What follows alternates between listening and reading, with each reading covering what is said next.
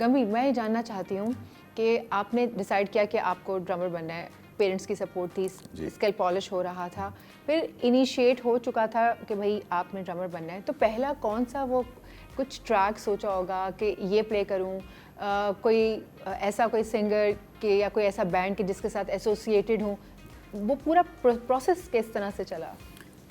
تو انفارچونیٹلی کیونکہ پاکستان میں ایسا کوئی انسٹیٹیوٹ ہی نہیں ہے کہ جو آپ کو فارملی آپ کو پڑھائے. جس طرح میں سمجھتا ہوں میں کوئی پڑھا لکھا میوزیشین نہیں ہوں.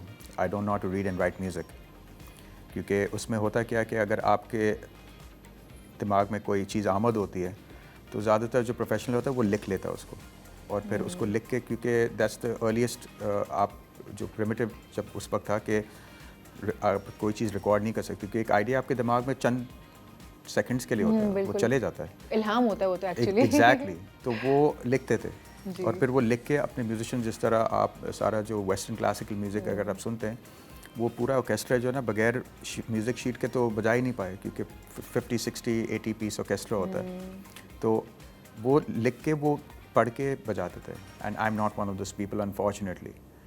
تو ہوتا کیا تھا کہ جو چیز آمد ہوتی ہے وہی میں بجاتا تھا. And then I to have my own rendition. فرض کرو ایک بڑا فیمس بینڈ تھا 80s 70s 80s میں, دا پولیس کے نام سے. That's where I started. کسی نے مجھے ایک کیسٹ دیا تھا and that's how I got into that whole thing. And I believe کہ یہ جو ایک کانسیپٹ ہے, کیونکہ دیسی میوزک میں یہی ہوتا ہے, خاص طور پہ ہم غزل کی بات کر رہے تھے, مہدی صاحب جو ہیں, آئی تھنک مطلب میں سمجھتا ہوں اس دنیا کے تھے ہی نہیں.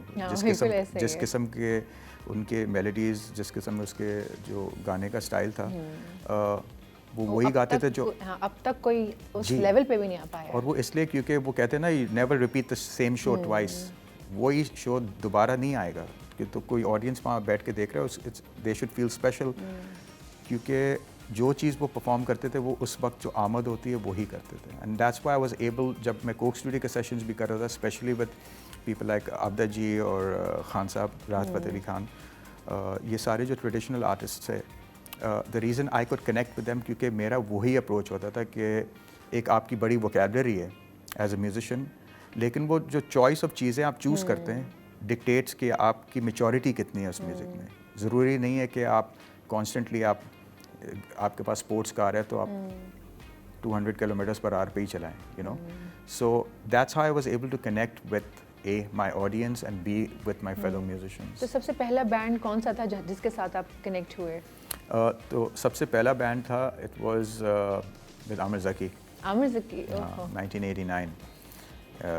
This was a golden year for me. I must have been 13 years old.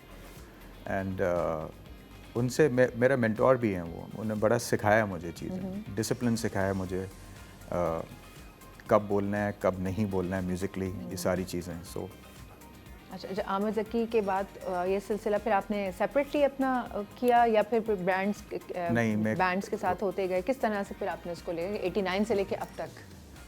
Till his last few years, I felt کہ I lost that quality time with him, unfortunately. لیکن اس کے بعد I played with the Vital Signs. اچھا. یہ 96 یا 97 کی بات ہے. We did a tour and that's when I got associated with Rohail. اور پھر وہاں سے ہماری جو جرنی اسٹارٹ ہوئی ہے, ended up in Coke Studio.